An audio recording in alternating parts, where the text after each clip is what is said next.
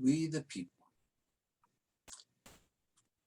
We the people, in order to form a more perfect union. Today we are going to address in order to form a more perfect union. Here's a quote from a high school student explaining what in order to form a more perfect union means. The American spirit, the American ideal is about that trial, that struggle, that strain to provide rights, to provide liberty, to provide justice for each and every person. We, the people of the United States of America, in order to form a more perfect union, establish justice, ensure domestic tranquility, provide for the common defense, promote the general welfare, and secure the blessings of liberty to ourselves and our posterity, do ordain and establish this Constitution of the United States of America. In order to form a more perfect union. With this phrase, the preamble of the Constitution begins to explain the objectives for which the Constitution was written. The drafters of the Constitution of the United States of America chose to start with two words: to form, not do form. This is a critical difference. You can hear it. To form, not do form. One imposes a structure upon the country. The other, the other acknowledges that we are providing a platform on which to build the country, and it says a more perfect union to indicate that the union had already been formed. The Constitution provides a form to move that union, that unity forward.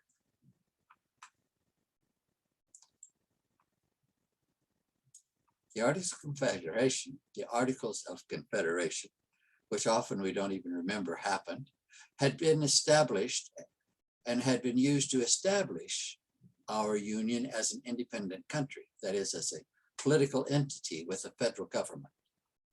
But like the governing rules that the British king had imposed on the colonies, the collected colonies, this imposed form of government that we rebelled against so eloquently in the Declaration of Independence, the government established under the Articles of Confederation had proven to be unworkable and insufficient to meet the needs of the colonies and the union that the Articles had established. The Constitution was not, nor meant to be, a one-off and done. Many activists and political people today criticize our union and the Constitution because it has not fulfilled its promises. But they are starting their critique on a false base, a wrong way of thinking. They want to destroy our present form of government because they judge it to be a failure to be something that the Constitution never was meant to be, nor claimed to be. Even the Republicans and the Democrats, and by this I'm referring to the party power people, the party systems control people, despite many of them having taken oaths to uphold the Constitution, sprout rhetoric and try to enact laws that would destroy unity. We, the people, get caught up in their emotional stumping and we fail to examine the plain meaning of the words they've just spoken or enacted. And even more seriously, we, the people, often fail my tongue is totally tied tonight. My apologies. We, the people, too often do not ask ourselves, if they get their way, will it perfect our union or undermine and destroy it? It's sort of like war. There is no war that has ended all wars. Oh, we wish there had been. But when you examine history, the roots of later conflicts nearly always have their roots in the settlements and documents by which the previous war ended. Now, there is an exception, and that is where a war has ended in a complete conquering.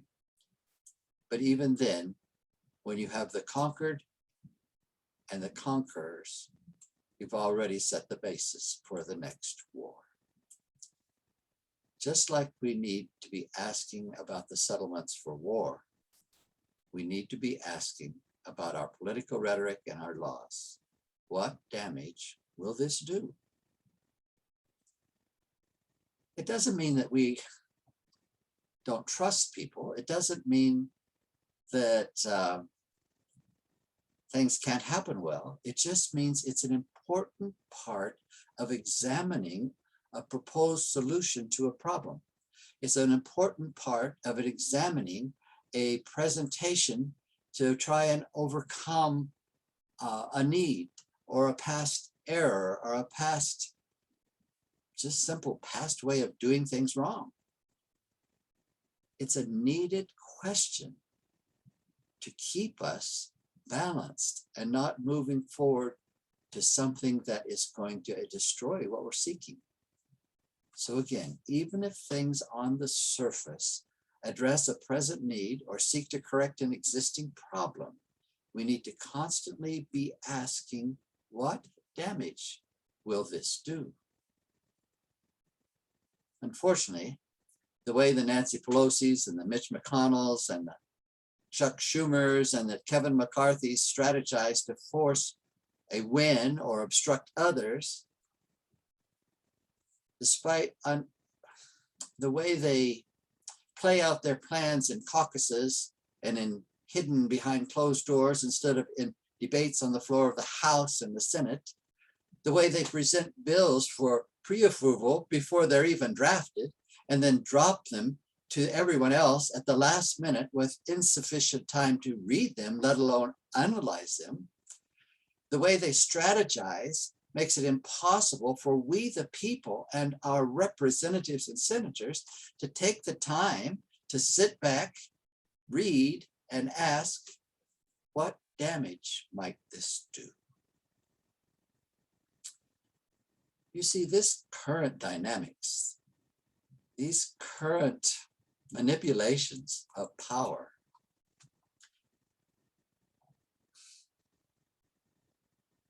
are supported by their own rules, the rules that they themselves offered and approved, their own customs and their own traditions. Yet these current dynamics are exactly what have delivered to we the people the current all-out political war that has divided us, is widening the divide, and even the least of us is able to see, is destroying our nation by, and this is the most important thing, destroying our unity, our union. But enough pontificating. Let's take a few minutes to ask a very important question. What does "in order to form a more perfect union" mean? It means the union did not start out perfect. It means the union has never been perfect. It means the union will never be perfect. The Constitution was put forward as a way to keep working to perfect our union, called the United States of America. It's time to stop fighting and get back to the business of perfecting the union, perfecting our unity. It's time to cooperate in doing the business of perfecting our unity, our union. It is time to dialogue about our ideas for perfecting the union, to talk with each other as people and in our legislative and executive and judicial branches, to stop talking at, to stop emotionally yelling at each other and talking over each other. It is time to dialogue about our ideas for perfecting the union. It is time to respect each other as equally human, to respect each other's viewpoints by listening first before speaking, by listening first before forming a response. to respect each other by asking for clarification, by digging to find out the heart motives of the person speaking, but by learning to identify whether they and we are actually trying to solve the same problem. And if not, then we have to change that. It's time to respect each other as equally human. And then what may be the number one thing to do, the number one thing needed to perfect our union, to keep us moving forward,